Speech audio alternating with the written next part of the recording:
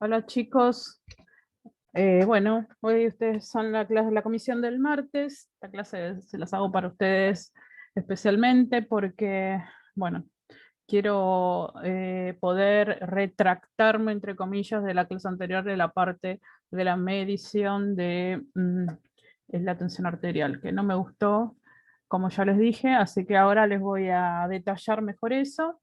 También vamos a ver, ¿cómo se llama? Hipertensión arterial, que es uno de los trabajos que hicieron ustedes, los cuales ya les di la devolución a la mayoría, pero ustedes saben cómo es mi método de trabajo, que ustedes hacen el trabajo práctico y yo después les doy una clase, por las dudas de que haya algunas cosas que no están incluidas, así ustedes tienen la información bien completa. Y la semana que viene voy a hacer el otro trabajo práctico. Va a ser el parcial, pero también les voy a dejar la clase, ¿sí? Para que la vean en la semana. Recuerden que los trabajos prácticos no se los voy a tomar ahora, sino que hacen parte del conjunto de contenidos que ustedes van a tener que utilizar para el examen final. Por lo cual, háganse una carpetita con todos los trabajos prácticos que les voy dando. Ya con este sería el segundo que yo les voy dando, el tercero que van realizando. Acuérdense, el de infecciones y este. Ya le pasé el PDF de infecciones, así que el trabajo lo tienen. Y este se lo voy a pasar cuando le pase el link de la clase. Como siempre vamos a compartir pantalla, les preparé un PowerPoint. Así que bueno, vamos a empezar la presentación. Bueno, esta es la clase número 8, la cual va a incluir para ustedes la técnica de medición de la tensión arterial, la hipertensión arterial y el repaso para el segundo parcial, que incluye signos vitales. Perdón los ruidos ambientales, porque obviamente siempre le digo lo mismo. Bueno, este es el curso auxiliar de enfermería, yo soy la profesora Celeste López. Bueno, vamos directo al grano porque la clase de hoy va a ser un poco larga, creo. Bueno, primero les voy a decir cuáles son las precauciones que van a tener para esta técnica, para la técnica de la medición de la tensión arterial o la presión arterial, como ustedes le quieran decir. Yo les voy a decir, voy a tratar de utilizar tensión arterial porque cuando ustedes vayan a la práctica, al campo práctico, ya sea a donde fueran a ejercer, la tensión arterial se va a expresar T.A. No se le va a decir P.A. T.A. Y ustedes como profesionales de la salud tienen que utilizar ese tipo de lenguaje, ¿sí? Bueno, entonces, las precauciones que van a tener en cuenta al momento de valorar la tensión arterial van a ser los siguientes.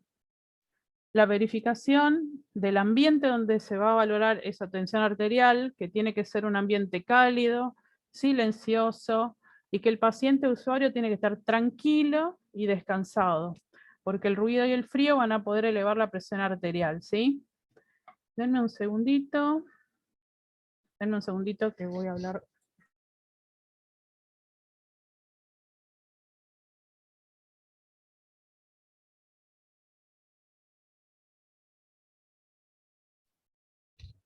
Ahí volví. Antes de valorar la tensión arterial, ustedes tienen que fijarse que el paciente, recuerden la palabra paciente, usuario, cliente, sujeto de atención, persona, todos en este momento de la carrera, digamos, en este momento de su formación, yo voy a aceptar cualquiera. Ya cuando ustedes vayan avanzando, van a adoptar la ideología que les parezca más correspondiente a su manera de trabajar, ¿no? Porque siempre es una posición que uno adopta, la utilización de este tipo de palabras, ¿no? Bueno, siempre debe estar tranquilo y en reposo, porque si no puede dar valores más elevados de tensión arterial. Siempre el estrés va a elevar la tensión arterial. Recuerden la clase anterior que yo les explicaba todo lo que afectaba la tensión arterial, ¿sí? Si no está contraindicado sentar al paciente, lo van a sentar en una silla. Si no lo toman, si están en una internación, el paciente está acostado, en posición supina, quiere decir boca para arriba, ¿no? Se la toman en esa posición, con el brazo extendido, ¿sí? Con el brazo extendido a los costados del cuerpo, ¿sí? Si no, lo sientan en una silla, la espalda tiene que estar apoyada, no tiene que cruzar las piernas, los dos pies tienen que estar descansados, apoyados en el piso, porque esta posición evita el esfuerzo, ¿sí? Como dice ahí, la presión puede aumentar unos 10 milímetros de mercurio si la persona está sentada al borde de la cama o al borde de la camilla o sin el apoyo correspondiente.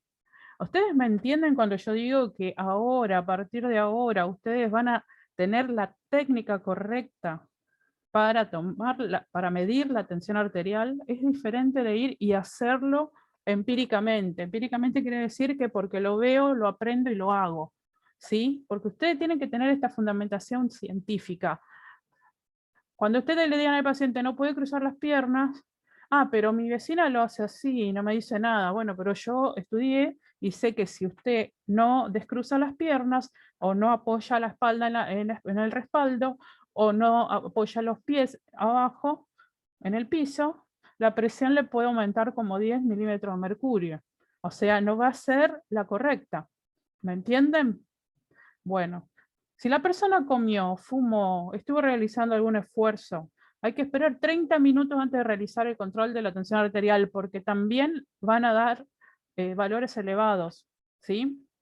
Antes de realizar el control, hay que verificar el consumo de medicamentos que actúan sobre la tensión arterial. Si el paciente es hipertenso y tomó hace, no sé, media hora la medicación, ¿sí? Porque puede ser que el paciente le diga, pero yo estuve en mi casa, recién me tomaron y hace más o menos una hora y yo tenía 170, no le va a decir nunca 170, le va a decir 17,6 o 17,10 o 17,12. Pero en realidad ustedes tienen que utilizar el lenguaje correcto, 170, 120, por ejemplo. Y ahora ustedes le miden y tiene prácticamente lo que se consideraría normal, 130 sobre 90, una normal alta.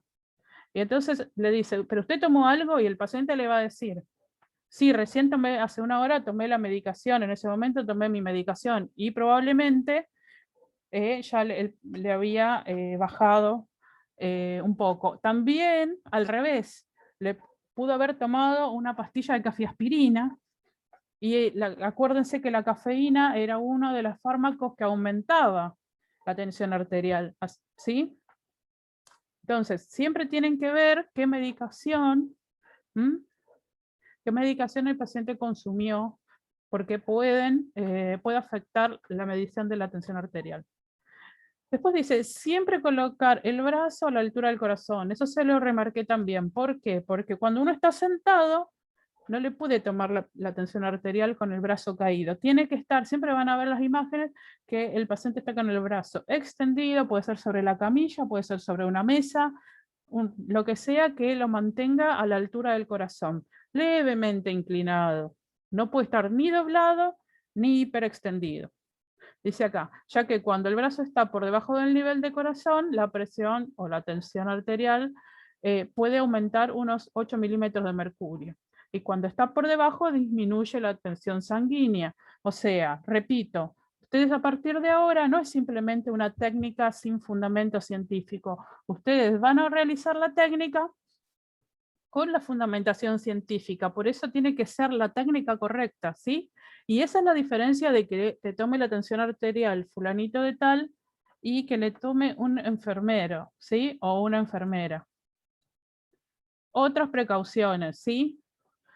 La presión sanguínea o la tensión arterial o la presión arterial, como ustedes le quieran llamar, no se puede medir en el brazo o en la pierna cuando el hombro, brazo, mano, cadera, rodilla o tobillo presentan lesiones.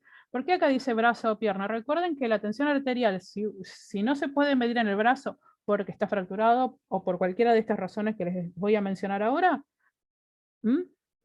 se tiene que tomar en la pierna, pero si ninguna de los, bueno, esa técnica del cuello yo todavía nunca la vi, ni siquiera la vi.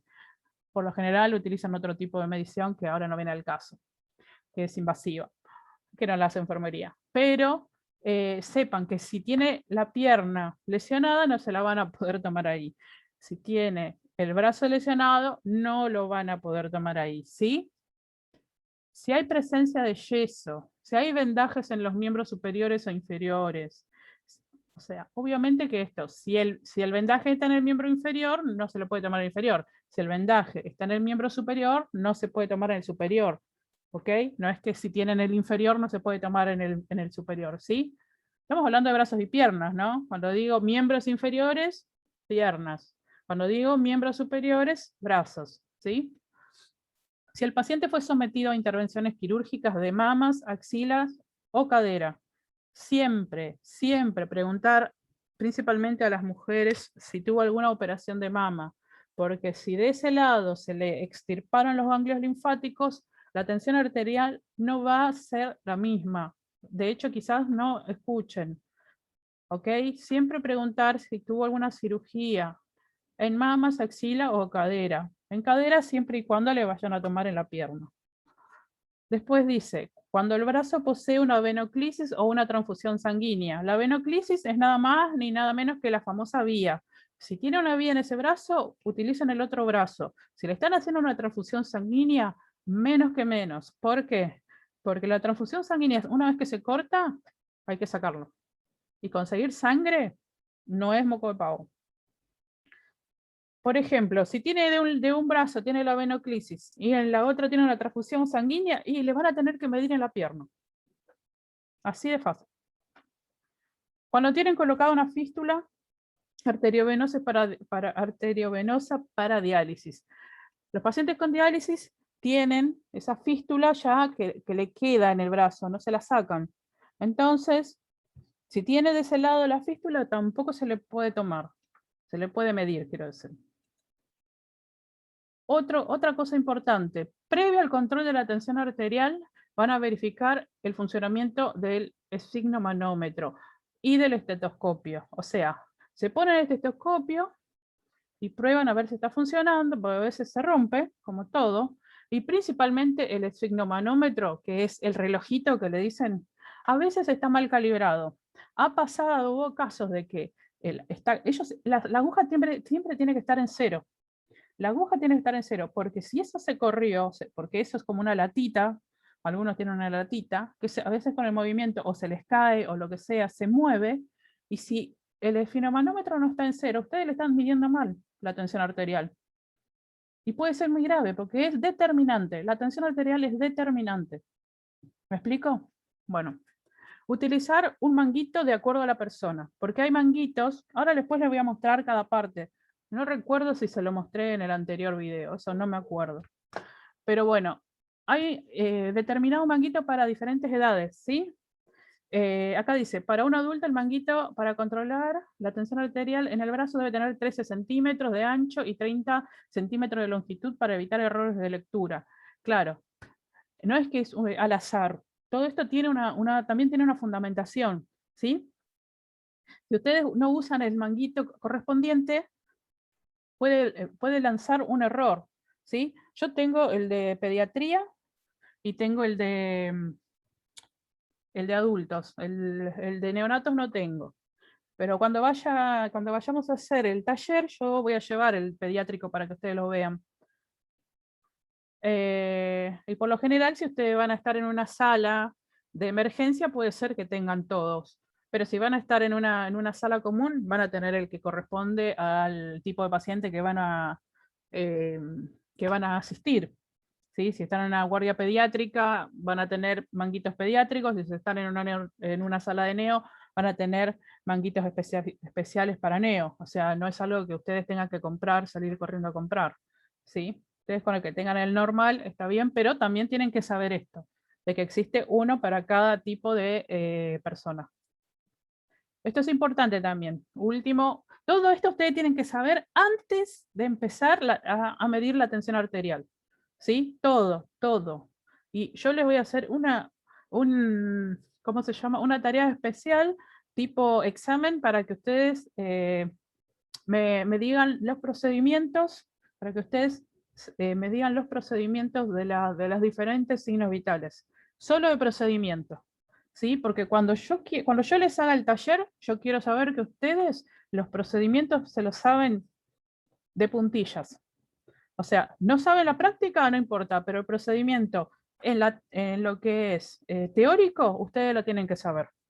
Y me tienen que preguntar cada cosa. Yo voy a ser su paciente, por ejemplo, o su compañero. Y ustedes van a tener que hacer la técnica correcta. ¿Mm? Después, si insuflan bien, si insuflan mal, si están nerviosos, eso no es lo que yo en primera instancia voy a evaluar. Yo lo que voy a evaluar es que si ustedes están intentando hacer la técnica correcta. Después, con la práctica, se logra tomar la tensión arterial de la manera correcta, con todos el procedimiento. Ya lo van a hacer automáticamente. Porque he visto muchas personas que la miden de la manera que vio que la miden los demás. Pero ustedes no tienen que hacer como hacen los demás. Ustedes tienen que hacer de la manera correcta, ¿sí? Acá dice, para confirmar los valores obtenidos o aclarar dudas, esperar al menos 2 minutos antes de repetir el procedimiento. Situación muy común, no importa la experiencia que tengas. Le estás midiendo la tensión arterial al paciente y no le escuchás el latido. Y métale la influfla de nuevo. 2 veces le podés hacer. A la tercera está saturada esa vena. O cambiás de brazo o esperás 2 minutos para volver a tomar, porque si no te da mal. ¿Sí? Por eso dice, para confirmar los valores obtenidos o aclarar dudas, esperar por lo menos 2 minutos antes de repetir el procedimiento. O le cambias de brazo. Después dice, finalizado el procedimiento, dejar cómodo al paciente y acondicionar la unidad. Eso quiere decir que si vos fuiste, el paciente estaba durmiendo cuando vos llegaste, fuiste, lo destapaste, le sacaste el brazo, el paciente se movió o lo tuviste que sentar, lo que sea que hayas hecho. Terminás el procedimiento, lo dejas cómodo al paciente. Necesita algo, lo tapás como estaba. A ver ese brazo, cómo se siente, ¿sí? Lo acondicionás, ¿sí? Después, retirar y acondicionar el equipo. Eso quiere decir que antes de que vos apoyes tu estetoscopio y apoyes tu tensiómetro, las partes que sean, ¿cómo se llama? A las que los puedas, ¿cómo se llama? Higienizar, no. A las que puedas desinfectar con un algodón con alcohol, lo vas a desinfectar con un algodón con alcohol. No lo vas a apoyar y después lo vas a desinfectar. Lo vas a desinfectar y después lo vas a apoyar. ¿Sí? Después dice, realizar el registro del valor obtenido de la tensión arterial detallando hora, fecha y posición en la que se realizó el control. Por ejemplo, y también van a poner paciente correcto, cama correcta, habitación correcta. ¿Se acuerdan de todos los correctos? Bueno, paciente, habitación, cama, hora, fecha. Y después van a decir posición supina, sentado, ¿sí? O la posición que esté, con el lenguaje correcto. Que cuando veamos posiciones, ustedes van a tener otro lenguaje. Pero estos registros se tienen que hacer de esa manera, porque no es lo mismo valorar un paciente en posición supina que valorar un paciente sentado. ¿Mm? O en otras posiciones. No es lo mismo. Entonces, luego, informar de inmediato cualquier anormalidad hallada en la valoración de la tensión arterial, tanto hipotensión como hipertensión aún más. ¿Sí? Si es necesario, si ustedes ven que es una anormalidad que puede estar en peligro la vida del paciente, lo informan. Bueno, ahora sí empezamos con la verdadera técnica y procedimiento para valorar la tensión arterial. Está diferente a la vez pasada, ¿eh? Bueno, esta es la posición correcta, por ejemplo. Primero que todo, higiene de manos. No quiero ver uno solo de mis alumnos que cuando yo les pida que me hagan en el taller un procedimiento para valorar la tensión arterial, no se higienice las manos antes, o no me higienice los instrumentos antes. Ahí ya empezamos mal. Le van a decir al paciente, señor, señora, señorita, como sea, no abuela, no mamá, no don. Pueden llamarlo del nombre también, si conocen su nombre. Pero ustedes no le pueden decir, ponerle una potestad, un apodo cariñoso de ese tipo a los pacientes, porque ustedes no saben si la señora que está frente a usted es abuela, o si quiere ser abuela, o si le molesta el apócope de abuela, o si no es, o mami, acabo de perder un hijo. No, señor, señora, ¿sí? Siempre tienen que pensar que la persona que ustedes tienen enfrente no la conocen. Tienen que respetarla como tal. Se terminó ese tipo de apodo cariñoso. Señor, señora, les voy a tomar la tensión arterial. Póngase cómodo. Entonces ahí usted le explica cómo le va a tomar la tensión arterial. Necesito que usted se ponga de cúbito dorsal, no le va a decir, ahí sí le va a decir. Cuando ustedes se refieren al paciente, ustedes le tienen que hablar con el lenguaje que va a comprender. Póngase boca arriba o siéntese y extienda el brazo. Y bueno, y la postura es esta, como dice acá. La posición tiene que ser la correcta, debe permitir el reposo psicofísico, o sea, la persona tiene que estar relajada. Fíjense, el manguito debe colocarse a la altura del corazón y a unos 2 centímetros por encima del codo. Está el pliegue del codo, unos 2 dedos más o menos arriba, ¿sí? Ustedes van a ver que hay gente que le pone acá y está completamente saturada la vena. No permite la medición correcta. Fíjense acá, el brazo está inmóvil sobre la mesa, pero tiene una leve flexión. Acá dice no cruzar las piernas. Los pies están apoyados, ¿sí? Como acá dice, se recomienda reposar sentado al menos durante 5 minutos previo a la medición. Yo a mis pacientes le digo 15. Pero si estás apurado, 5. Acá dice, se debe apoyar bien la espalda sobre el respaldo. ¿Ven? Acá dice, ponerse ropa que no apriete el brazo. Esa es otra. ¿Vieron? Hay muchos que se remangan el buzo y acá le queda todo apretado. No, no se puede. No se debe. Está mal. No permite el flujo sanguíneo. Acá dice permanecer quieto y no hablar mientras se realiza la medición, porque cuando uno habla, ustedes en el estetoscopio van a escuchar todo. Después dice, la segunda, exponer el brazo libre de ropa que esté haciendo presión y, o sea, lo que les dije recién, exponer el brazo libre de ropa que esté haciendo presión y ubicarlo en posición anatómica, funcional, apoyado en la cama o en la mesa, puede ser de comer o si uno está en una sala, arriba de cualquier mesa, una camilla, lo que sea, pero a la altura del corazón, como recién les decía. Acá está, esta es la manera incorrecta. ¿Vieron? La campana del tensiómetro, del estetoscopio, está abajo del manguito metida. Y le suelta ahí, que haga lo que quiera, que se salga, que se quede apretada abajo del manguito, no importa. Y está tomando la perilla con un lado, el esfigmomanómetro en el otro. Está mal. Y esta es la correcta.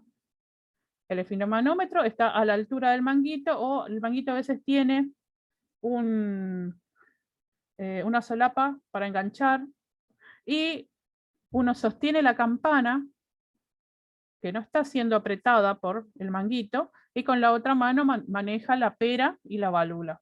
Esta es la manera correcta, esta es la manera incorrecta. Y ahora se van a dar cuenta, algunos de los que me mandaron video de tensión arterial, que no fue lo que yo pedí, pero algunos me mandaron, me la hicieron con esta técnica, la incorrecta. Y eso demuestra, número uno, que no vieron el video anterior, porque esto yo ya lo dije, y también demuestra que aprendieron a tomar la tensión arterial de manera empírica, sin fundamento científico. A partir de ahora, ustedes tienen fundamento científico y no van a volver a tomar la tensión arterial de esta manera. Y es por eso que todos los que ya saben tomar la tensión arterial, entre comillas, y lo hacen de la manera incorrecta, van a empezar a ensayar a hacerlo de la manera correcta. ¿Ok? Cuando yo empecé, yo también pensaba que sabía hacerlo y lo hacía así. Y luego tuve que empezar a hacerla de la manera correcta. Vi médicos que lo hacían así, ¿eh? Ustedes van a ir a la guardia y van a ver gente que lo hacía así. Está mal. Luego, localizar la arteria braquial y envolver el brazalete o manguito. Perdón, voy a estornudar. Oh, tengan en cuenta que deben ser como la 1 de la mañana o algo así. Y yo estoy recién bañada. No, son las 12. Las 12 de la noche. Recién bañada acá fuera con mi estufita. Bueno, hay que localizar la arteria braquial, en este caso, porque se lo estamos tomando en la mano, en el brazo, ¿no? Y hay que envolver el brazalete o manguito alrededor del brazo, de manera que la parte media de la cámara esté ubicada sobre dicha arteria. ¿A qué hablamos? ¿No? Acá está la arteria, fíjense cómo las cámaras, acá se muestra la parte de los costados, pero esto envuelve todo el brazo, ¿no? Esté ubicada, va a quedar ubicada sobre la arteria, ¿no? Entonces, después, el sfigmomanómetro tiene que estar al nivel del manguito o esta parte, en esta zona, entre el manguito y la... No, no va a haber mucha diferencia porque recuerden que tiene que estar el brazo extendido, ¿sí? Y acá, en el caso de la membrana o la campana, bueno, la campana es entera, la membrana es la parte que toca. Otros le dicen diafragma.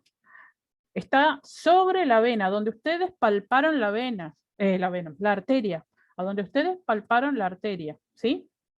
Ahí, a donde latió la arteria, ahí ustedes van a colocar la membrana del estetoscopio, no en otro lado, ¿sí?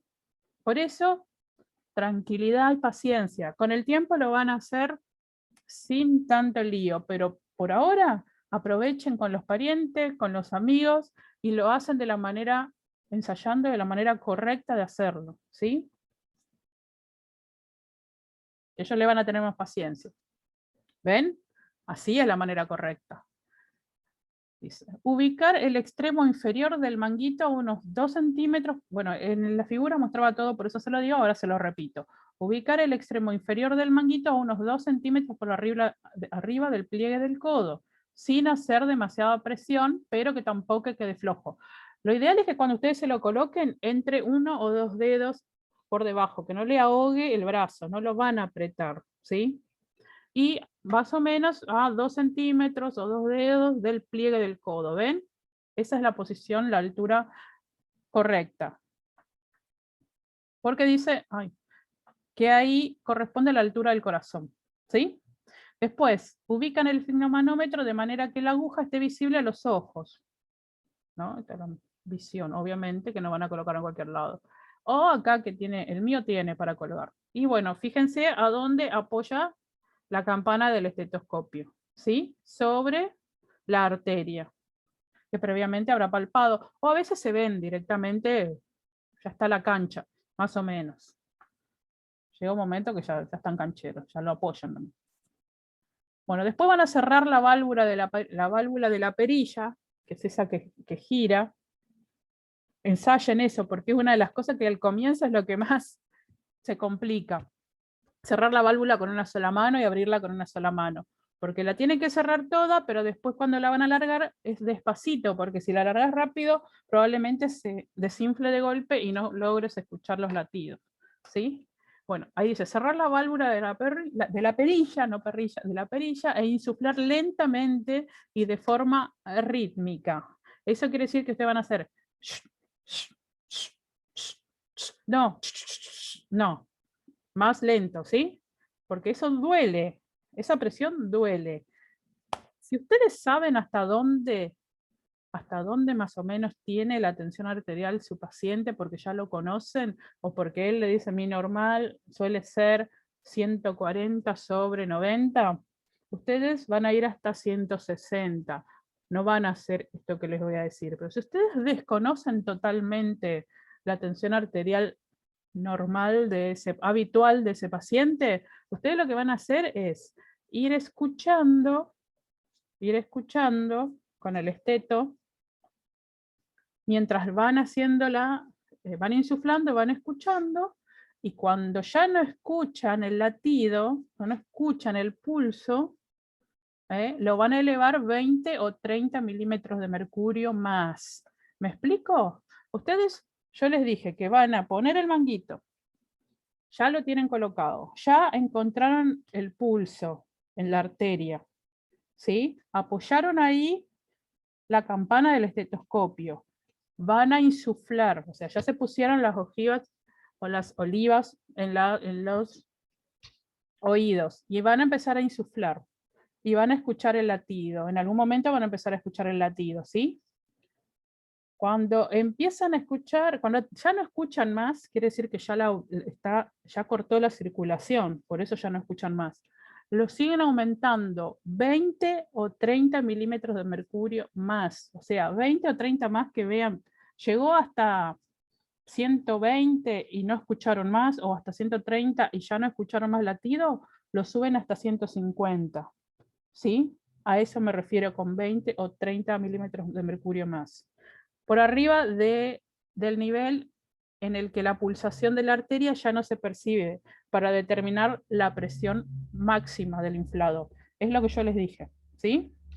Repito, escuchan el latido, cuando lo dejan de escuchar, que va a ser, pónganle 140, ya no lo escuchan más, suben hasta 160 o 170.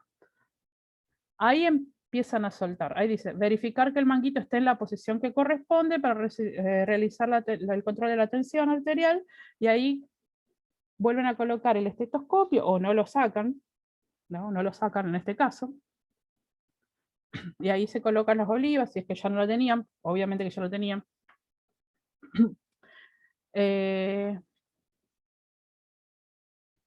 Acá está, esto voy a volver. Y ahí verifican que el estetoscopio caiga con libertad desde los oídos hasta el diafragma. El diafragma es la campana. Porque la presión o el roce interfieren en los ruidos.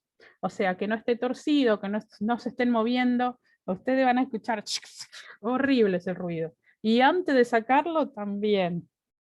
Antes de desprenderlo, sáquense de los oídos, porque es un clásico las primeras veces a sacárselo y les revienta el oído. Bueno, colocan el diafragma del estetoscopio bien sobre la arteria humeral, ¿no? No debe quedar por debajo del manguito, como les dije, no adentro del manguito, ¿sí? La membrana tiene que estar en contacto con la piel. Mantengan firme el diafragma en contacto con la piel. Sostengan la perilla con la otra mano, o la pera. Y vayan liberando de a poco la válvula. Acá dice, aflojar cuidadosamente la válvula y dejar que el aire escape lentamente. Escuchen con atención. El primer ruido que escuchan, que es claro y rítmico, como dice ahí, es la sistólica o la presión máxima.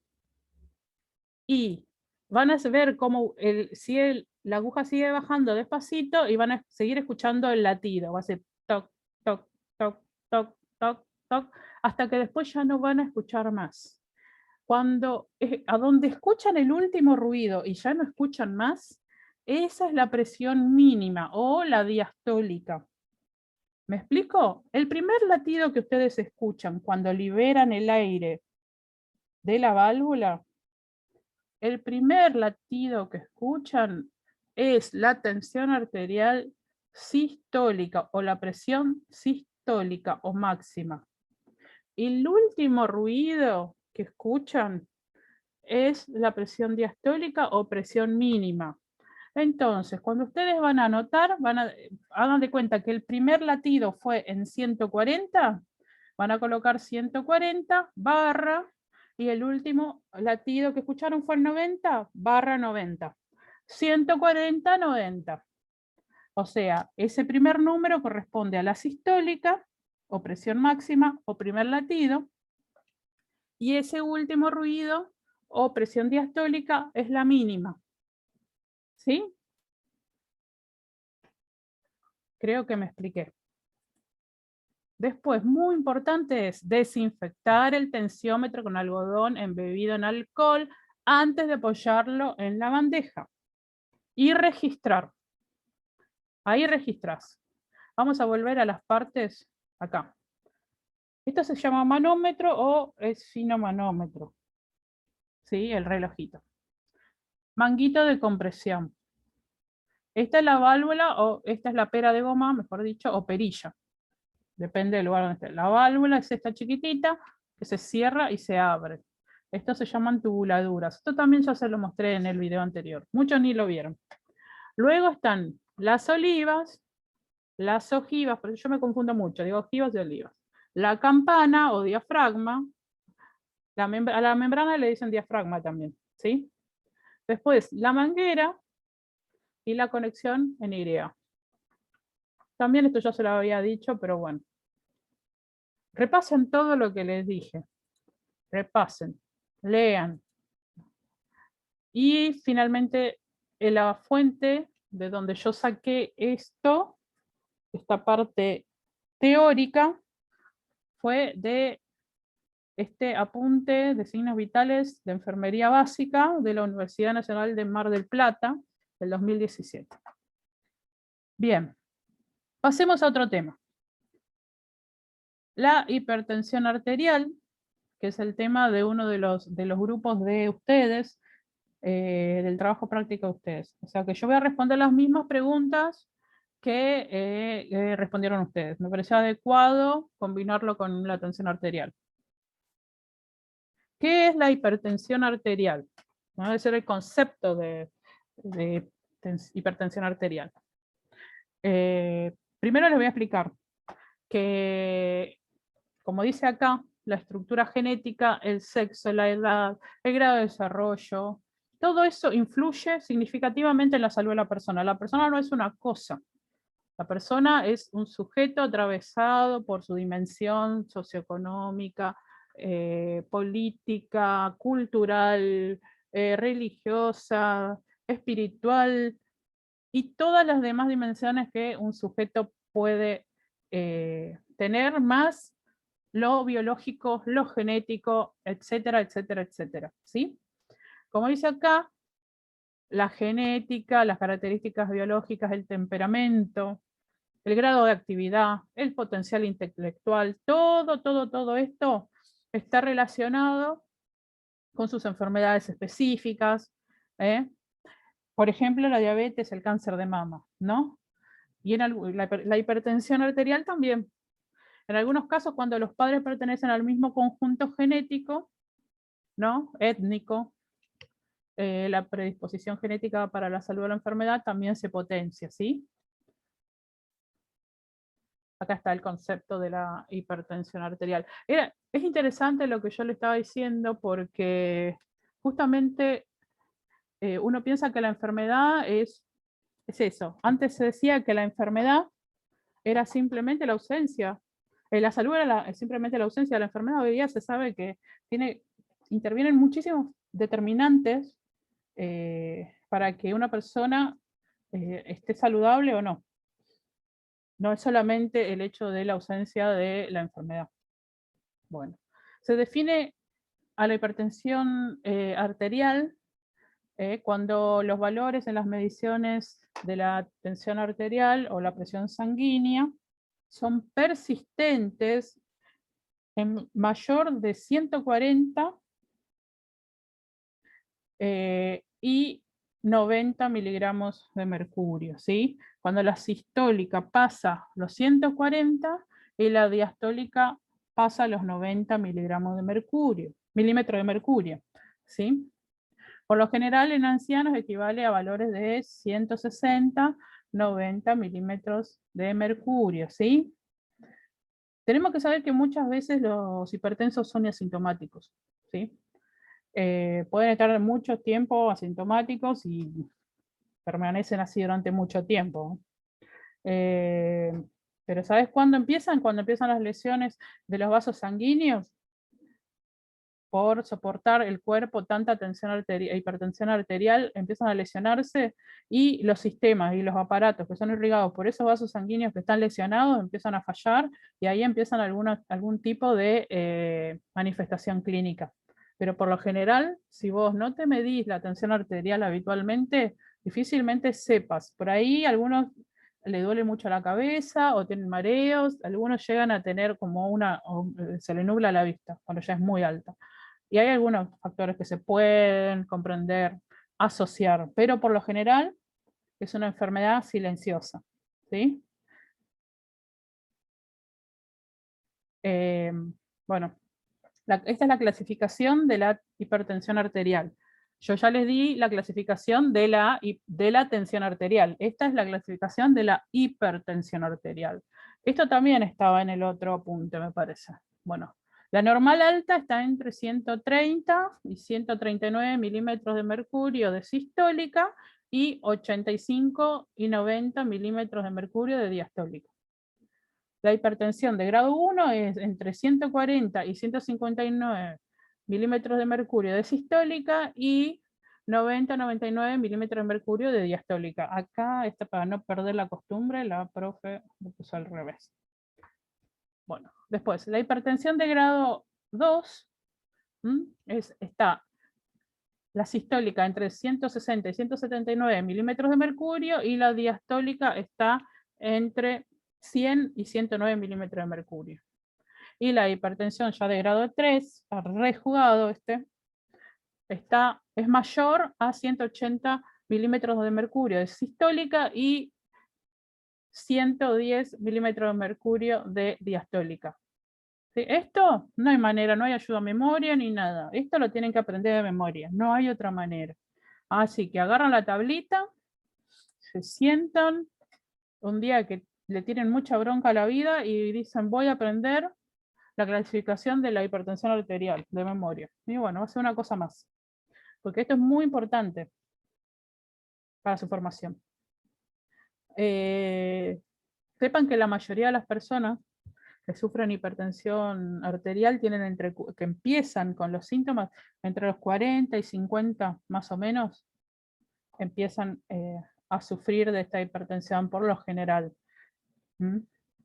Y la mayoría de las veces surgen de repente. Bueno, la otra pregunta decía, mencione los factores de riesgo que predisponen a desarrollar hipertensión arterial. Bueno, de los factores que predisponen, le dice de los factores que predisponen son. Los factores que predisponen son, bueno, como dice ahí, las emociones intensas. Yo creo que había explicado el estrés, que el estrés hace que uno libere ciertas enzimas, ciertas hormonas, entonces aumenta la tensión arterial, ¿sí? Porque el miedo es una defensa también, por ejemplo. La emoción del miedo hace que se libere un montón de endorfinas, porque el miedo mismo es como un calmante. Y bueno, eso aumenta la tensión arterial. Y para que llegue más rápido a todas las partes del cuerpo, es estimulante, porque es un estimulante, se abren los vasos sanguíneos, se dilatan. Entonces la sangre corre con más intensidad y por eso aumenta la presión, la tensión arterial. ¿Entienden? La obesidad, pero no cualquier obesidad, principalmente la obesidad central, porque se deposita en la grasa abdominal, ¿sí? Como dice ahí, está determinada mediante el cociente de cintura y cadera. Eso quiere decir que hay una parte, una escala que se mide para el riesgo cardíaco, en el cual se mide el diámetro de la cintura, el diámetro de la cadera, para ver la relación que existe, no solamente con la hipertensión arterial, sino con el riesgo cardíaco. A mayor centímetros, mayor es el riesgo, ¿sí? Y también dice ahí el índice de masa corporal, el IMC, que es tan famoso. En realidad, como dice, si bien el índice de masa corporal se puede asociar, cuanto más alto, más riesgo, también tenemos que pensar que una persona que hace ejercicio y tiene masa muscular y es pesada va a tener un índice de masa corporal quizás por encima de lo que se corresponde a lo que se dice normal, pero es porque tiene mucho músculo, por eso se relaciona más con la grasa de la cintura y la cadera que con el índice de masa corporal, ¿sí? O el espesor del pliegue de la piel. Vieron que las personas obesas tenemos, porque yo también, un pliegue, o los rollos, vamos a decir, los rollos. Esa es la grasa peligrosa. Después dice, Otro factor predisponente es el consumo excesivo de bebidas alcohólicas, por ejemplo, más de 3 copas diarias, ¿sí? Café, porque ya le dije que la cafeína es un fármaco que aumenta los niveles de la tensión arterial, y hay gente que es enviciada, por ejemplo, mi hijo, que toma café día y noche. Después, los fármacos estimulantes, que ya les hablé también de esto, es como repetir lo mismo, pero nunca está de más. Por ejemplo, la cafeaspirina, y hay otros. Después dice el engrosamiento de la pared arterial porque reduce el tamaño de la luz del vaso. O sea, si la pared, ustedes recuerden que las arterias son, ustedes saben, no es necesario que les diga, son finitas. Imagínense que se vayan engrosando. Cuanto más engrosada sea la pared, o sea, el músculo, recuerden que están hechos de músculo, ¿no? Más chiquita va a ser, más chico va a ser, es como un caño tapado. Van a tener, la sangre va a tener menos espacio para correr el torrente sanguíneo. Entonces, va a necesitar más, el corazón va a necesitar bombear con más fuerza para poder pasar.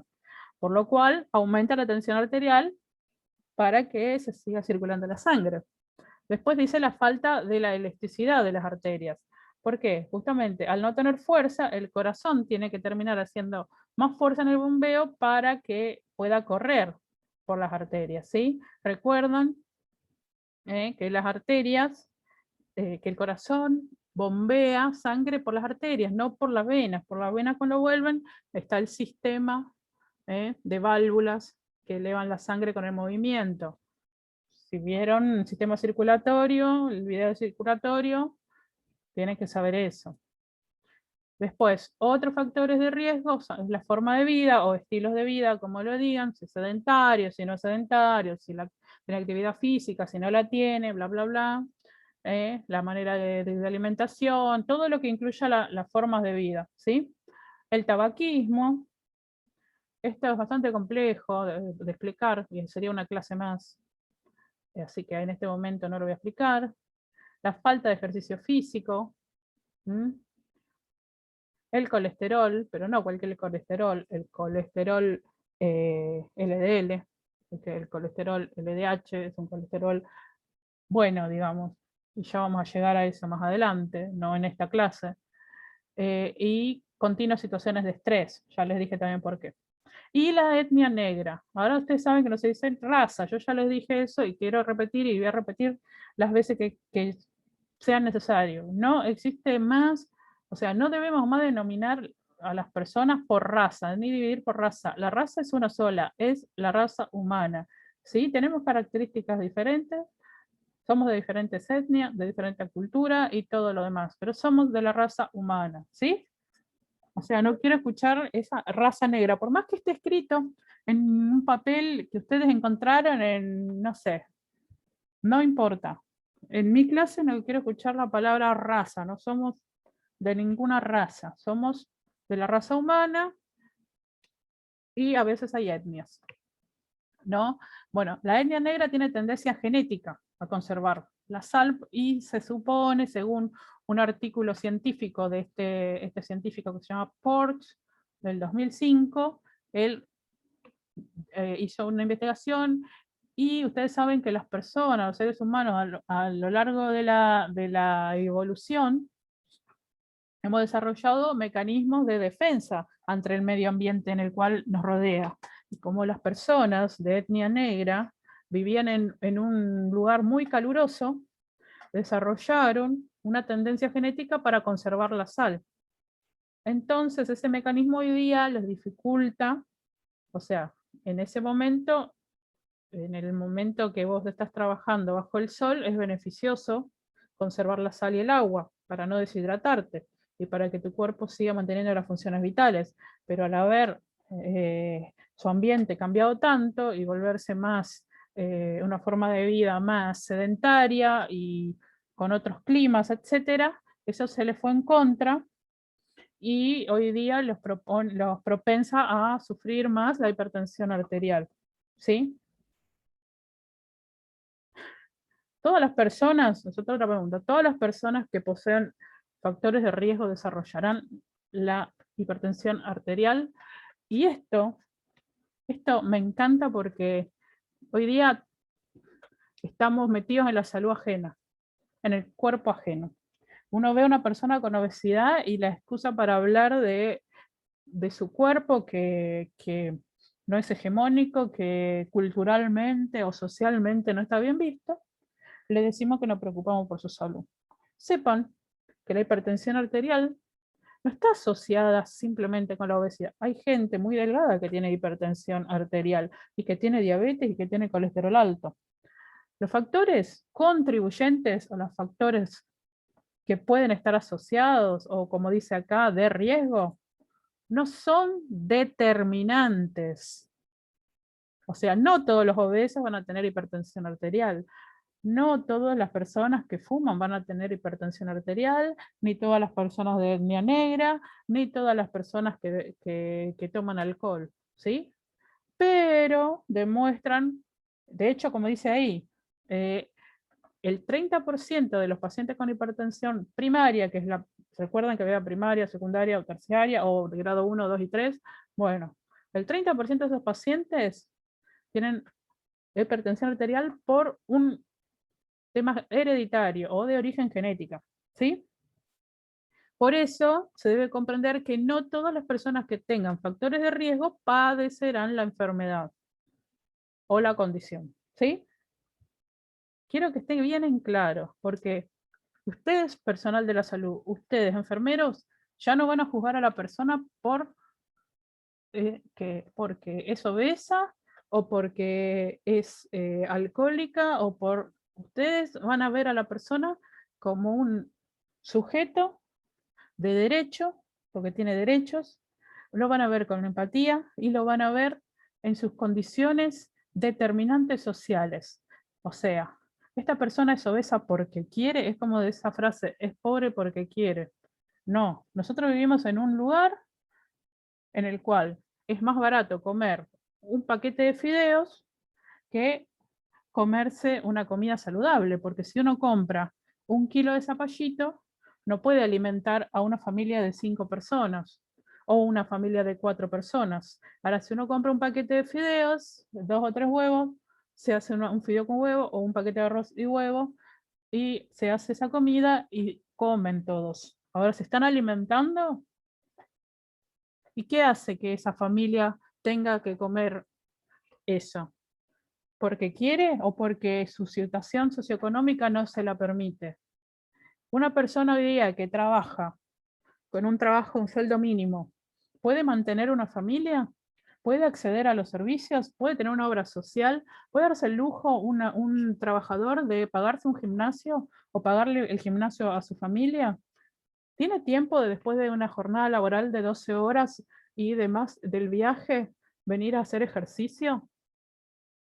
¿Tiene esa mamá que también trabaja tiempo de venir a su casa a atender a sus hijos? O no atender a sus hijos, compartir la crianza con su esposo como corresponde y venir a dedicarse a hacer ejercicio o hacer una cena saludable. ¿Tiene acceso a esos alimentos? Entonces, ¿me explico? O sea, no es que la persona es obesa porque quiere o tiene hipertensión porque quiere. Nosotros como enfermeros vamos a educar a esos pacientes o a esas personas de la comunidad, pero nunca juzgar a esa persona, ¿sí? Porque uno no sabe realmente por lo que está pasando esa persona, ¿sí? Me encantaría que después hagamos algún tipo de taller o algún tipo de exposición con todo lo referente a lo que les estoy explicando. Y quiero que ustedes cambien su pensamiento si lo tienen de esa manera, ¿sí? ¿Cómo enfermería diagnostica la hipertensión arterial? Esta es una buena pregunta porque yo creo que no es muy fácil de encontrar. Y esta yo la aprendí con la directora Elcira Gómez. La hipertensión arterial, la enfermera la puede diagnosticar. Es la única cosa que la enfermera puede diagnosticar.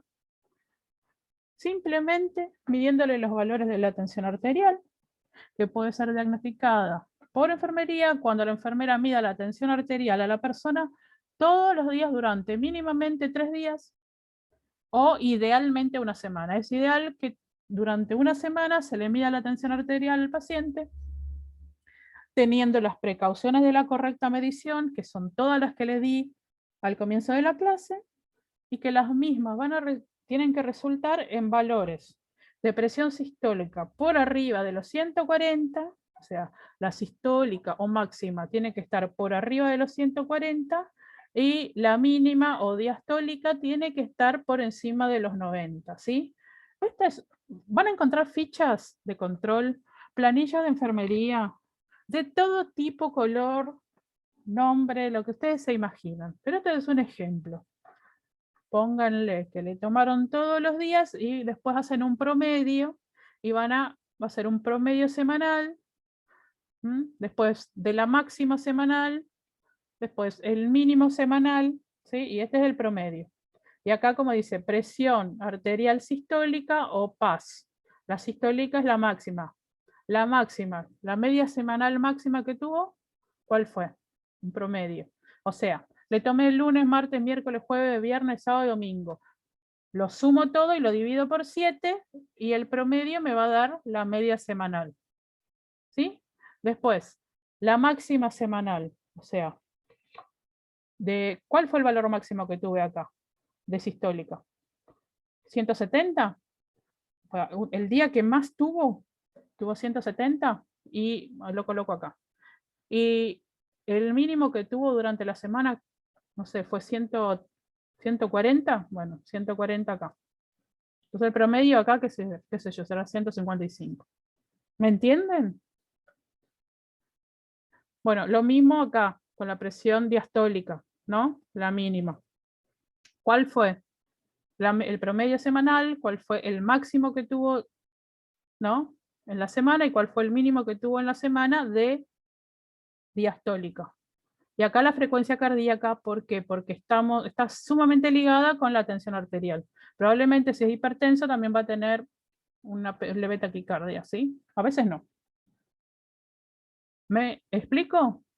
O si no, básicamente van a escribir lunes, martes, miércoles, jueves, viernes, sábado, domingo, y ahí van a poner la tensión de todos los días, después sacan el promedio.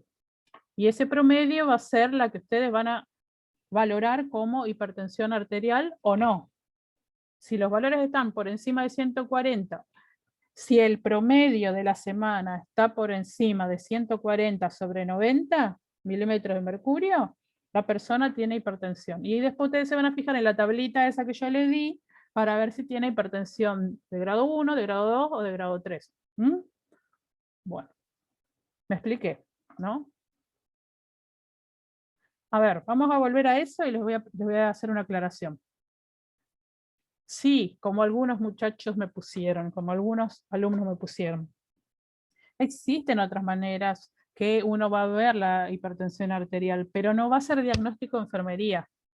Sí, a veces hay derrames en los ojos, que a veces eso también tiene que ver con una presión ocular, también, que no tiene que ver directamente con la presión arterial, es distinta. Sí, a veces mareo, sí, a veces, pero eso ya es otra cosa. El mareo puede tener cualquier tipo de origen. El dolor de cabeza puede tener cualquier tipo de origen. Un desmayo puede tener cualquier tipo de origen.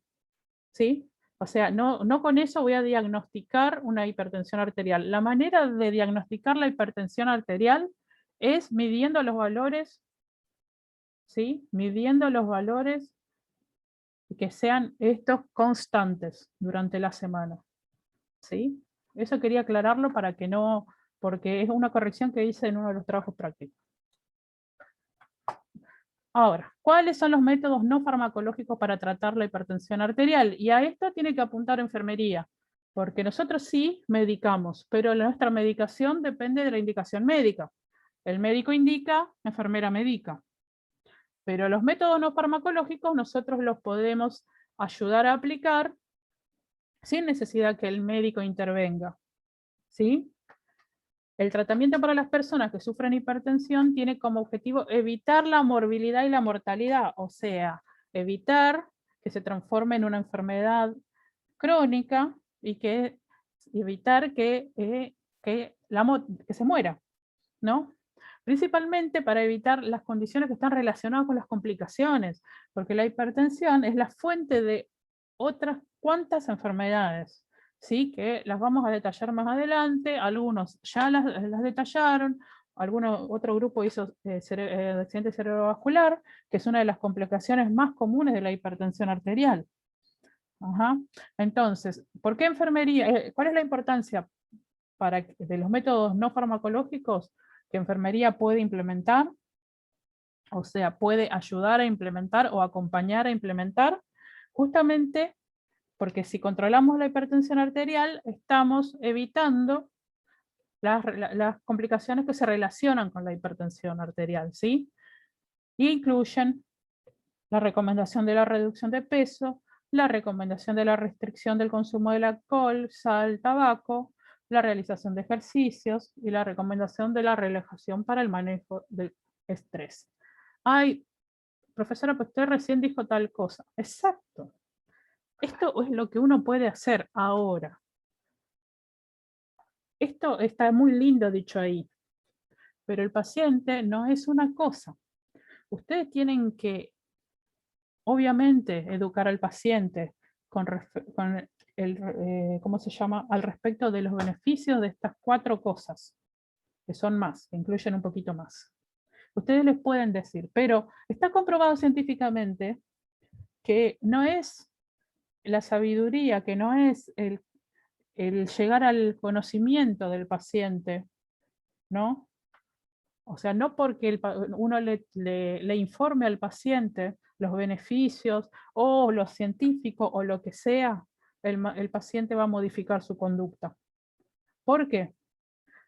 Porque el paciente tiene ese modo de pensar que de algo hay que morir, porque el paciente no tiene sus condiciones socioculturales o socioeconómicas que le permitan acceder a esto, porque el paciente no tiene los medios, los recursos económicos para hacerlo, ¿sí? Porque le cuesta. O sea, el paciente siempre tiene sus características particulares. Y cuando uno hace un diseño de una planificación de enfermería, de cuidado para el paciente, tiene que hacerle primero una entrevista en la cual incluya todos los factores que uno crea que puedan tener influencia en su tratamiento. ¿Cómo vive? ¿Con quién vive? ¿Practica ejercicio? ¿Usted trabaja? ¿Cómo es su casa? ¿Cómo es su rutina? A veces no tenemos tiempo para eso, pero si uno va a dar, por ejemplo, una charla sobre esto, todas estas cosas tienen que estar incluidas. ¿Mm? Cuando uno le habla al paciente de la reducción de peso, uno tiene que preguntarse si él tiene acceso a esos alimentos o a hacer ejercicio. Cuando habla de la restricción del consumo del alcohol, uno tiene que pensar si ese paciente es alcohólico y si ese paciente tiene un entorno que fomenta su alcoholismo, o si está inserto en un medio que no va a poder dejar el alcohol.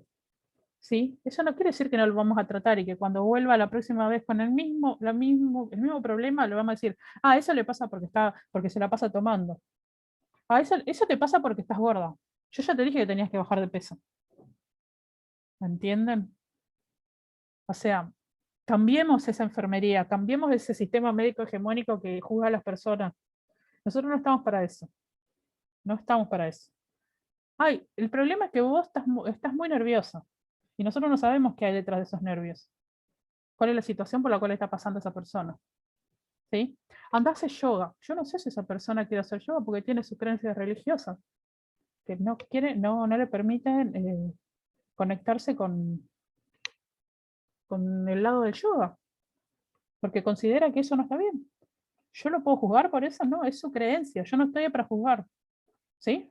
Nosotros le podemos decir que busque un método de manejo del estrés, pero que busque lo adecuado para él o para ella, no lo que nos parece a nosotros. Nosotros no estamos para imponer, estamos para proponer y para acompañar. Por eso enfermería tiene que formar redes, perdón que lo siga. Sé que se va el tiempo, que hablo y todo, pero esto ustedes tienen que incorporarlo. Enfermería tiene que elaborar planes de enfermería para planificación de cuidados, planificación de charlas y planificación de todo esto, de docencia, de enseñanza, de lo que sea, siempre basados en la comunidad. Siempre tienen que ser ellos la inspiración de nuestro plan de cuidado. No es lo mismo hacer un plan de cuidado para una escuela o un centro de jubilados de La Matanza o de una villa que irse a Barrio Norte y dar una charla sobre la hipertensión allá. No es lo mismo, ¿sí? Porque todas estas cuatro cosas van a tener, las personas van a tener otro alcance, una distinta opinión, una distinta visión, un distinto acceso, ¿sí? Enfermería tiene que ser inclusiva, enfermería tiene que brindar, tiene que luchar por una sociedad más equitativa y que tiene que juzgar menos, tiene que cambiar, tiene que aportar para este cambio. ¿Cuáles son los fármacos que se utilizan para el tratamiento de la hipertensión arterial? Yo acá lo que quería es solamente que los nombren. ¿Por qué? Primero, que no hay médico y no hay enfermero que se sepa todas las medicaciones que existen en el mundo. Segundo, porque de diuréticos hay 100, si no hay más. De los bloqueadores beta hay muchísimos, muchas marcas, muchos nombres. No van a necesitar saber.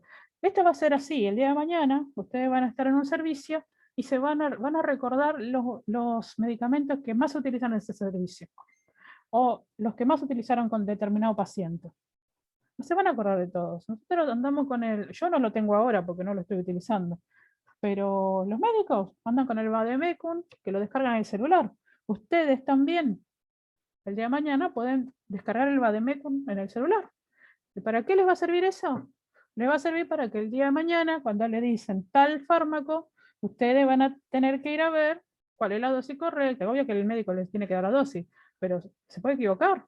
Ustedes tienen que saber también cuál es la dosis, porque si ustedes medican mal, los responsables son ustedes, ¿sabían? El médico también, porque indica, pero vos, porque se lo pusiste. Vos como enfermero tenés que saber lo que le está colocando, no podés hacer lo que dice el médico simplemente. Porque si el médico te indica que lo mates al paciente con una medicación, o sea, te indica una medicación equivocada que puede matar al paciente y vos se la das, es lo mismo que vos le mates al paciente. O sea, si el médico te dice a vos, anda a clavarle un cuchillo, no tendrías que ir, porque sabes que está mal.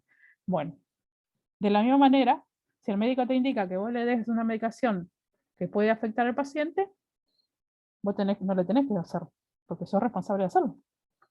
¿Sí? Bueno, uno son los diuréticos, por ejemplo, la conocida furosemida.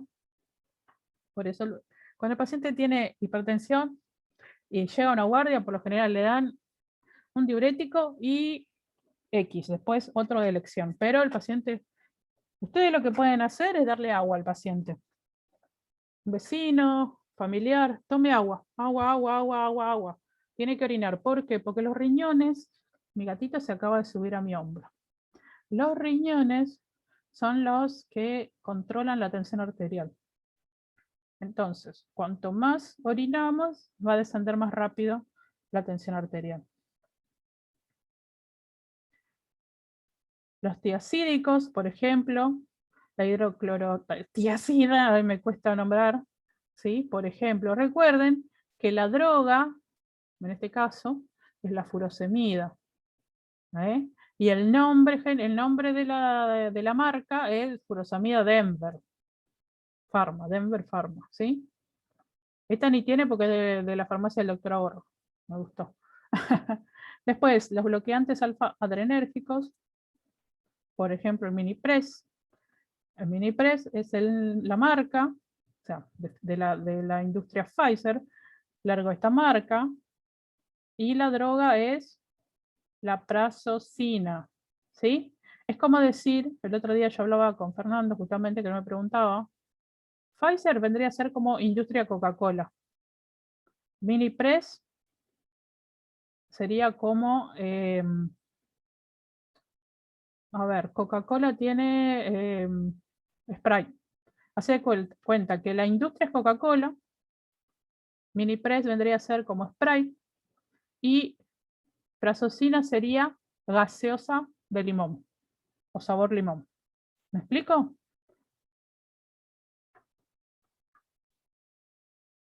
Los bloqueadores beta, por ejemplo, el famoso atenolol, en este caso Coca-Cola sería Gador, la marca Coca-Cola sería Gador.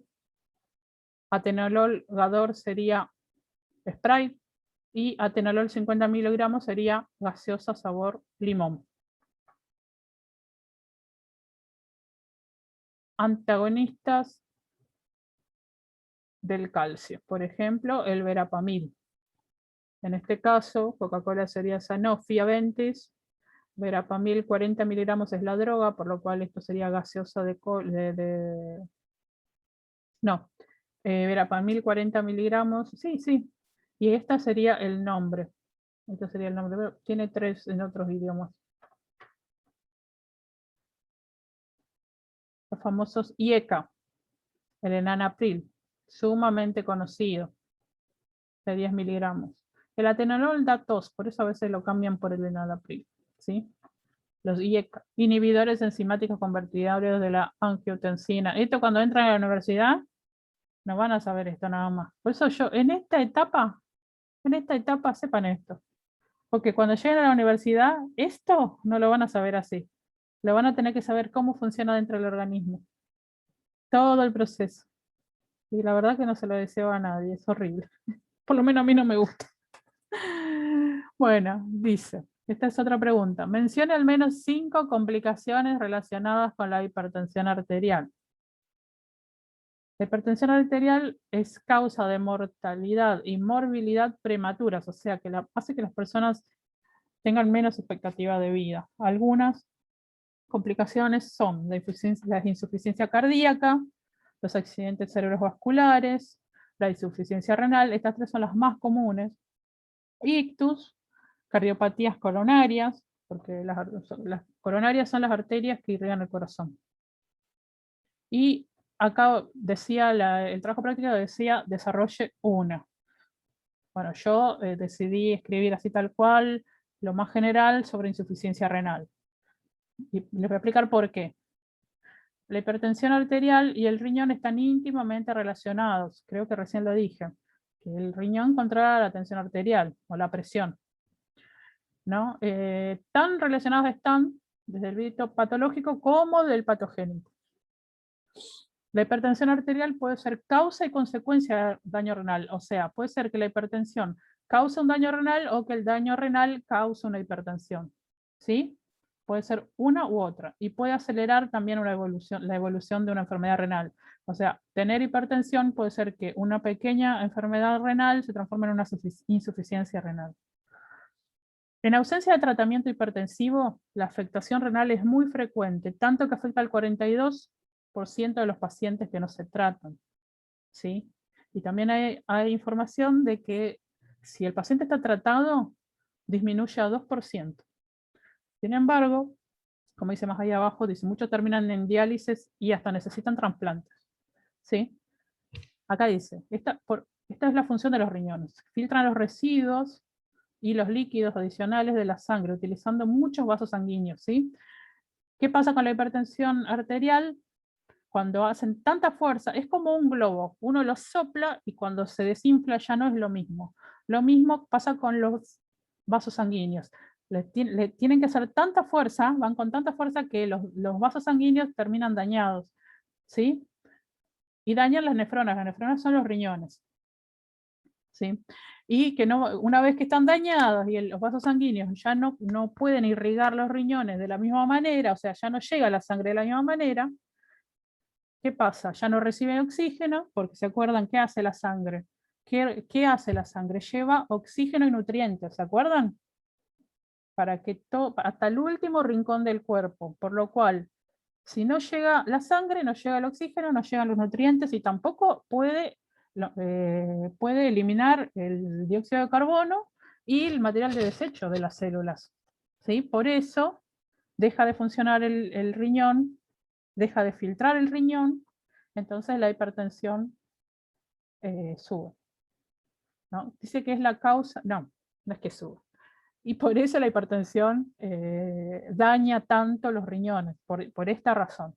Porque al arruinar, digamos groseramente, ¿no? Al arruinar las arterias, ¿no? Los vasos sanguíneos, ya no pueden, alimentar correctamente de sangre a los riñones. Entonces, el proceso de hipertensión termina dañándolos. Acá dice que la hipertensión arterial es la segunda causa principal de insuficiencia renal, ya que hace que las arterias alrededor de los riñones se estrechen y se debiliten y se endurezcan. Claro, como todo músculo que hace más fuerza, bueno, esas arterias dañadas no pueden suministrar suficiente sangre al tejido renal. Bueno, sigamos. Este es un ejemplo nada más, no voy a hablar de diálisis. Esto ocurre cuando una persona tiene insuficiencia renal, ¿sí? Esta máquina termina filtrando lo que el riñón ya no puede filtrar. Esto es un riñón. Es un riñón. Y por acá está el dispositivo del cual hablábamos, que si tenía este dispositivo, que no es que se lo sacan, el paciente vive con ese dispositivo, si el paciente tiene ese dispositivo, no pueden tomar la tensión arterial. Eso que están escuchando, ese estornudo, es mi gatito. Cuidados de enfermería para los pacientes con hipertensión arterial. Creo que ya se extendió mucho la clase, pero bueno, vamos a terminarlas. De última la ven en dos partes. Bueno, la medición precisa de la tensión arterial a intervalos frecuentes, o sea, tomar la tensión arterial todos los días. Y en algunos casos mañana, tarde y noche. Y si están en una guardia, 2 veces por guardia, ¿sí? Mínimamente. Se supone que 3, pero no lo hacen nunca. Pero mínimamente 2 veces por guardia, ¿sí? Evaluación de los pulsos apical y periférico. Ya saben lo que es el pulso apical y ya saben cuál es el pulso periférico. Evaluación de la frecuencia cardíaca, incluyendo el ritmo y las características con la finalidad de encontrar efectos de la hipertensión sobre el corazón y los vasos periféricos. Recuerden que el ritmo puede ser distinto, puede ser que tenga una taquicardia, puede ser que tenga una bradicardia, y las características con la finalidad de encontrar efectos. Bueno, no hay mucho que explicar ahí. La entrevista al paciente en busca de otros síntomas, por ejemplo, secuelas de la hipertensión. Epitaxis, por ejemplo, es sangrado nasal del epitaxis. Epistaxis. Recuerden que las palabras que no comprenden quiero que hagan un glosario, ¿sí? Dolor anginoso, que es dolor del pecho. Disnea, dificultad respiratoria. Trastornos visuales, vértigo, cefalea, nicturia. Nicturia es cuando una persona se levanta a orinar muchas veces a la noche, ¿sí? Todos esos pueden ser indicativos, de hipertensión. Administración de medicamentos para la hipertensión según indicación médica, eso también hace enfermería. Educación al paciente con respecto al ejercicio, alimentación, manejo del estrés y farmacología, ya lo hablamos.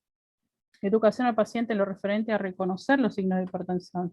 Una vez que el paciente ya está diagnosticado, uno le tiene que enseñar a reconocer ciertos síntomas para que esté alerta, por ejemplo, al padecer una ACV o no sé, problemas relacionados a lo cardíaco o a la insuficiencia renal, uno tiene que educar al paciente. También referente a las consecuencias vasculares de la hipertensión, o sea, explicarle todo esto que le estaba diciendo, de que la hipertensión daña los vasos sanguíneos, que a donde lo dañe, en cualquier parte del cuerpo, ese sistema se va a ver afectado. Evacuar dudas del paciente aclarando su programa de cuidados personales, o sea, todas las preguntas que te efectúe, si uno sabe, se las responde, y si no lo sabe, le dice, voy a averiguar y la próxima vez que venga, le contesto. Nadie sabe todo, yo no sé todo. En el caso de los ancianos, la enfermera debe asegurarse que el paciente comprende el régimen y puede leer las instrucciones, ¿sí? Principalmente eso. Los viejitos no saben, las personas de la tercera edad no, muchas veces se olvidan las instrucciones, a veces tienen enfermedades como el Alzheimer, que no están tan evidentes, pero se olvidan las cosas, así que traten de darle por escrito y asegúrense de que el paciente comprende y que entendió las instrucciones. ¿Sí? Tomen esas medidas necesarias también para que luego puedan venir tengan paciencia para hablarles, díganle, bueno, tiene que venir con la misma receta, la próxima visita, si el médico se la rehace, etc. Lo que tenga que decir, asegúrense. En este caso también incentivar a los familiares para que apoyen al anciano en sus necesidades, ¿sí? Muchas veces son dependientes, a veces no, pero muchas veces sí. Y también tener en cuenta en los ancianos la hipotensión, ¿sí? Porque a veces la medicación antihipertensiva puede causarles hipotensión, ¿sí? Principalmente en el momento de levantarse de la cama o de una silla. Entonces, explicándole que cuando toman esa medicación, la tensión arterial le puede bajar de golpe, quizás le dicen, tengan cuidado cuando se levanten de la cama o de la silla para que eviten las caídas que son sumamente peligrosas para ellos. Justamente por lo que yo les explicaba en óseo, que tienen los huesos mucho más frágiles porque la mayoría tiene osteoporosis. Desde el lugar de enfermería, ¿cómo educaría a la población para prevenir el desarrollo de la hipertensión arterial? Bueno, las actividades y enseñanzas para la promoción de la salud se centran en los factores de riesgo que se pueden modificar de la hipertensión, ¿no? Hay cosas que uno no puede modificar, principalmente las genéticas, ¿no? Pero hay algunas cosas que sí se pueden modificar. Es importante para todos los pacientes, aún a los niños y adolescentes, ¿sobre qué? Sobre los efectos nocivos del tabaco, recomendando que lo abandonen o que no empiecen a consumirlo. Sobre los riesgos de la obesidad, del consumo excesivo de alcohol y de la vida sedentaria. Sobre los beneficios de una dieta rica en frutas y verduras y con poca grasa total y saturada. Sobre los beneficios de que se mantengan activos, de preferencia con ejercicio aeróbico entre 5 o más días a la semana. Los beneficios también del ejercicio para reducir el estrés. Uno les informa, ellos deciden. Es importante ofrecer la detección de la presión arterial y remitir a los pacientes para su seguimiento si está indicado. O sea, muchas veces la enfermería hace campañas de medición de la tensión arterial y a veces se encuentra pacientes que tienen la hipertensión. Entonces, ahí uno le dice, vaya al médico, al cardiólogo para hacer el seguimiento, ¿sí? Índice de muertes relacionadas con la hipertensión arterial en Argentina y en el mundo. Esta a mí me importaba básicamente porque muchas veces nos preocupamos por otro tipo de enfermedades, por ejemplo, en este momento el coronavirus, ¿no? El coronavirus va a pasar, es una pandemia, ¿no? No sé si es una enfermedad que llegó para quedarse, esperemos que no. Pero las enfermedades que más matan en el mundo siguen latentes, no se fueron. Y una de ellas es la hipertensión arterial. Como dice acá, según la Organización Mundial de la Salud, la presión arterial, por encima de los valores óptimos, como ya saben cuáles son, es responsable de un 62% de los accidentes cerebrovasculares. 62% de los accidentes cerebrovasculares podrían haber sido evitados con el control de la tensión arterial, ¿me entienden? Y de un 49% de los casos de cardiopatía isquémica en todo el mundo. Cardiopatía isquémica quiere decir que el corazón deja de recibir sangre y muere ese tejido. Es un infarto. La mitad, casi la mitad está causado por la hipertensión arterial. ¿Entienden a qué me refiero? Y en términos de muertes atribuibles a la hipertensión, es el responsable del 19% de todas las muertes a nivel mundial. ¿Sí? La hipertensión arterial es responsable del 19% de todas las muertes a nivel mundial. Había una propaganda hace muchos años que había unos chicos que estaban haciendo deportes extremos y había una pareja o dos mujeres, estaban en un restaurante que los miraban desde afuera. Decían, ay, no se dan cuenta del peligro, que se pueden morir, y le tiraban sal a la comida. Y decía, contrólese la tensión arterial. ¿Me entienden a qué se refiere esa propaganda? Está genial. Dice, las enfermedades cardiovasculares constituyen la primera causa de muerte en todo el mundo y la Argentina no es la excepción. Durante un informe realizado en base a las estadísticas vitales de la Dirección de Estadísticas e Información en Salud, durante el año 2016, la tasa de muerte prematura, o sea, que murieron antes de tiempo por enfermedad cardiovascular ajustada por sexo y edad, fue de 137 por 100.000 habitantes.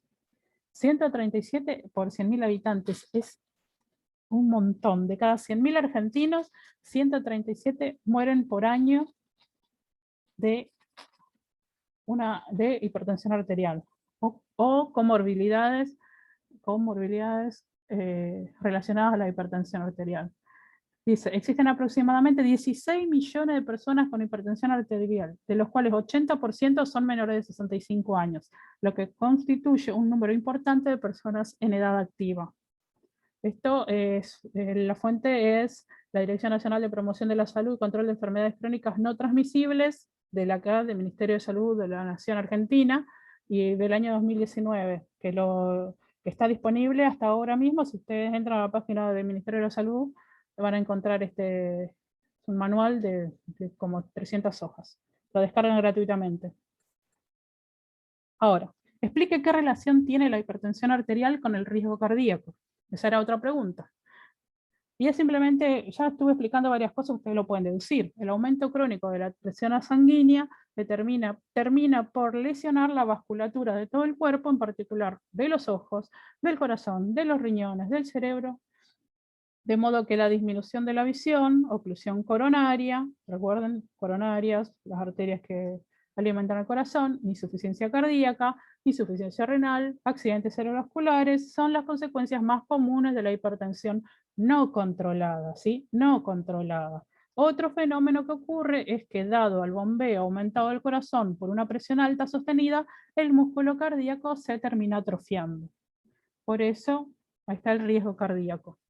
Y tengan en cuenta que enfermería puede hacer mucho por las personas que tienen hipertensión arterial.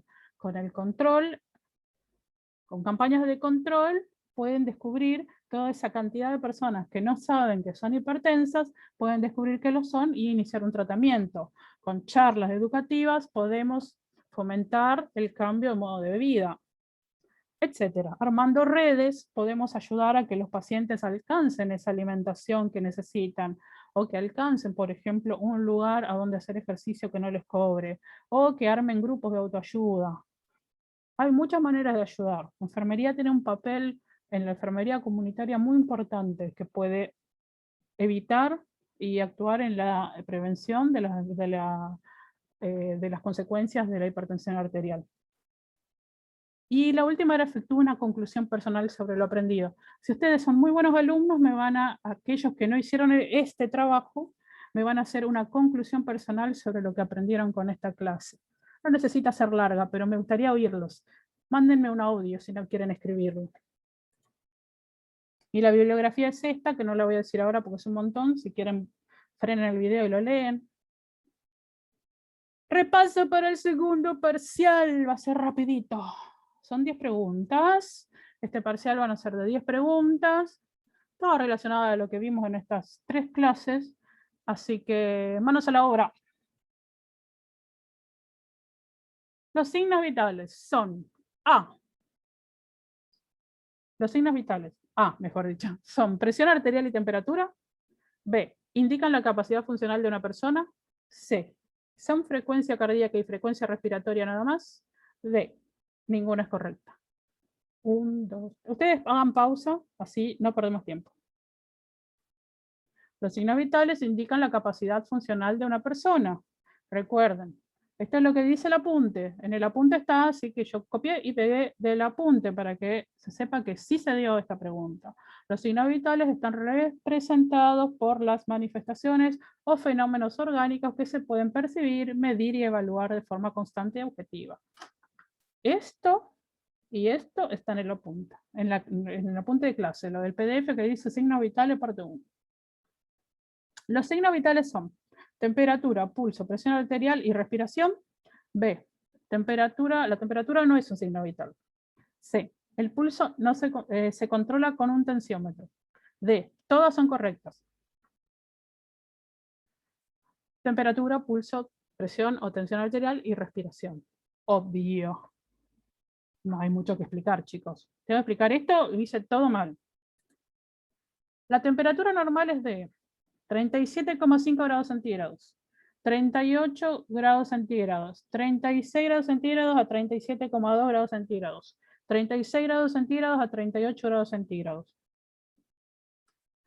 Recuerden lo del normal.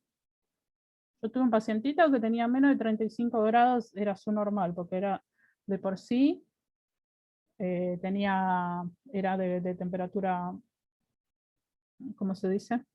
Era hipotérmico. O sea que siempre tienen que saber que lo normal de cada persona, pero en este caso es lo normal, que es lo que está predispuesto o predeterminado. Y es de 36 grados centígrados a 37,2 grados centígrados. Si no me saben eso, yo me pego un tiro. Así que si quieren ver muerte a su docente, ya saben. 4. ¿A partir de cuándo se considera que una persona tiene fiebre? A partir de los 36 grados, a partir de los 35 grados, a partir de los 37 grados o a partir de los 38 grados.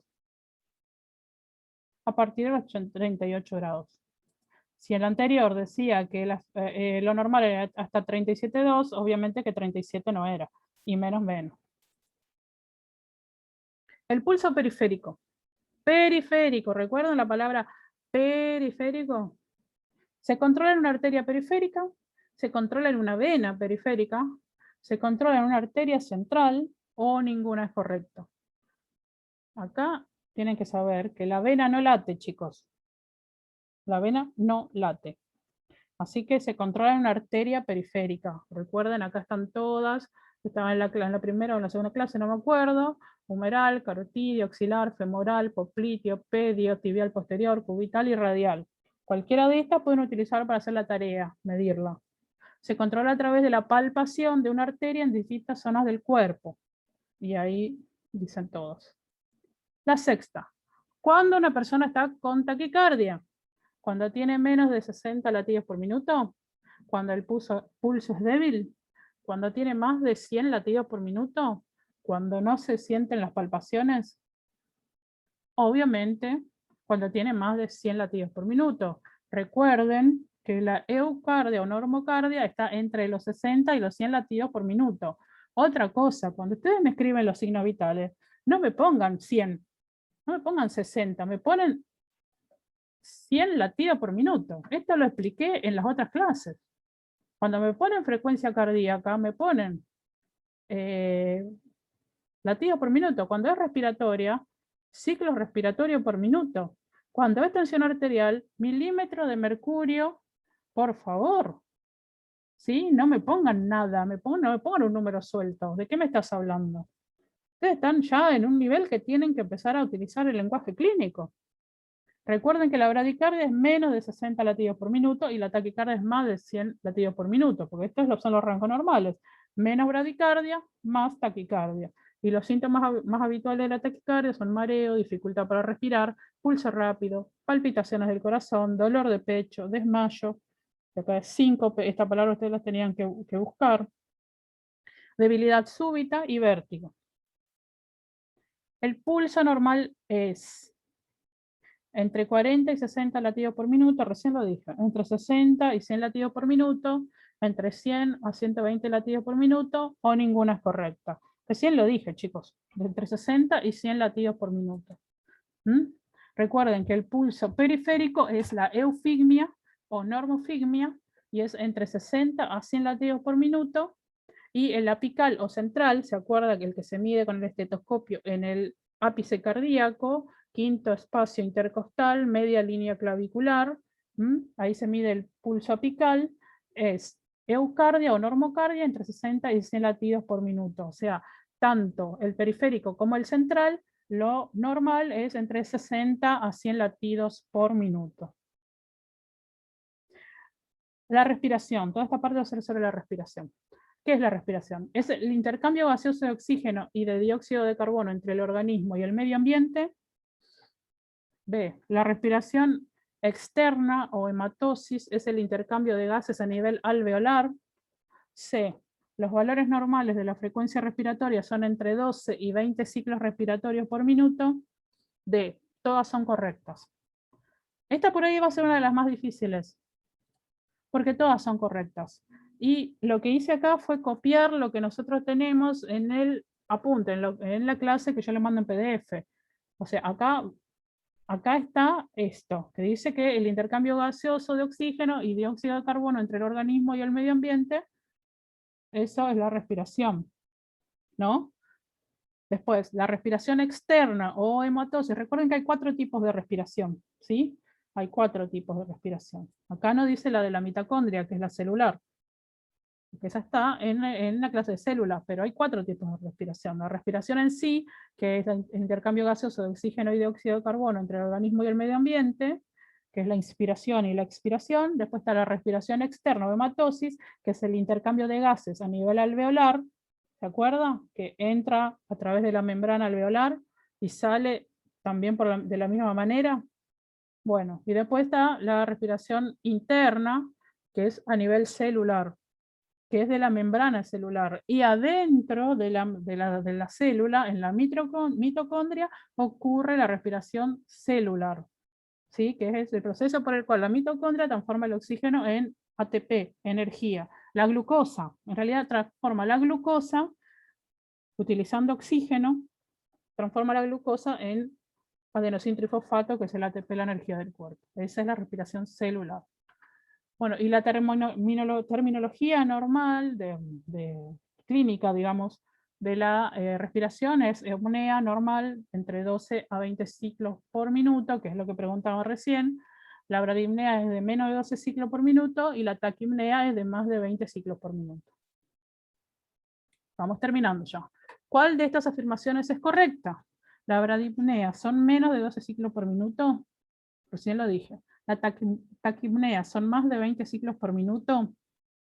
La disnea es la dificultad respiratoria y apnea es la ausencia de respiración. Todas son correctas. Si prestaron atención a lo que dije recién, van a saber que todas son correctas, porque acá no hay ninguna que diga A y B son correctas. Pero estas dos las acabo de decir. O sea que si estas dos son correctas, esta tiene que ser correcta porque no hay una opción A y B. Todas son correctas. Y por último, la presión arterial. Dice, ¿la sistólica es la mínima? La presión óptima es la de 120-80 miligramos de mercurio, milímetros de mercurio. La hipotensión arterial es mayor a 140-95 milímetros de mercurio. La hipertensión, de la cual hablamos toda la clase, es menor a 90/60 milímetros de mercurio. Obviamente que la presión óptima es de 120/80 milímetros de mercurio. Y aquí tienen toda la tabla que está en el PDF que yo les di y se lo di en la clase de tensión arterial. ¿Sí? Sistólica es la máxima. Así que si leen el cuadro, lo frenan si lo quieren repasar. Estudien. Fin. Bueno, estudien mucho, chicos, y voy finalizando porque es cada vez más largo el video. Sé que van a aprobar, espero que entreguen todas las tareas y recuerden que los talleres van a ser presenciales. Yo quiero que ustedes sepan toda la técnica de procedimiento, todos los cuidados de enfermería de signos vitales y quiero principalmente que sepan todo lo teórico para que después cuando vayamos a la práctica, al taller práctico, solamente nos saquemos las dudas. Ensayen, lo que hagan mal, después lo van a corregir, pero si no lo hacen, no lo intentan, no van a aprender nunca. Un saludo.